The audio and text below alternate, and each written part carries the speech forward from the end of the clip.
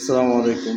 অনেকেই দ্বিধাদ্বন্দ্ব থাকে যে পাখি বা মুরগিকে কিভাবে কৃমির ডোজ করানো যাবে বা কীভাবে করবো, ওষুধ কম বেশ হলে কোনো ক্ষতি হবে কি না, এটা অনেকেই চিন্তা করে থাকে। তো অনেকদিন যাবৎ তো নিজের খামারে কৃমির ডোজ করাচ্ছি, সেই অভিজ্ঞতা থেকে বলতে পারছি যে আপনি অনেকে বলে মাংস হিসাব করে কৃমির ডোজ করাবেন ইত্যাদি ইত্যাদি।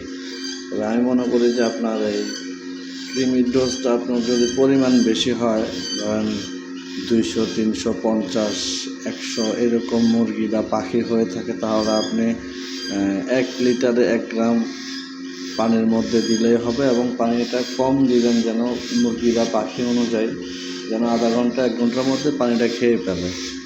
আর অল্প কয়েকটা হলে হয়তো দেখা গেছে কি 5টা 10টা, তাহলে 1 চিমটি অল্প একটু পানির মধ্যে দিয়ে দিলেই হবে। আর যাদের বেশি তারা ওই যে লিটারে 1 গ্রাম, 1 লিটার পানিতে 1 গ্রাম, 10 লিটার পানিতে 10 গ্রাম এরকম করে দিয়ে দিলে হবে। আর ওষুধটা দিবেন দেওয়ার আগে, মুরগি পাখি যাই হোক না কেন, ওষুধটা দেওয়ার আগে আধা ঘন্টা 1 ঘন্টা পানি তার থেকে সরিয়ে রাখবে। তারপর যখন আপনি ওষুধটা পানি সহ মিশিয়ে দিবেন, তখন সে দ্রুত পানিটা খেয়ে ফেলবে এবং কার্যকারিতা ভালো হবে।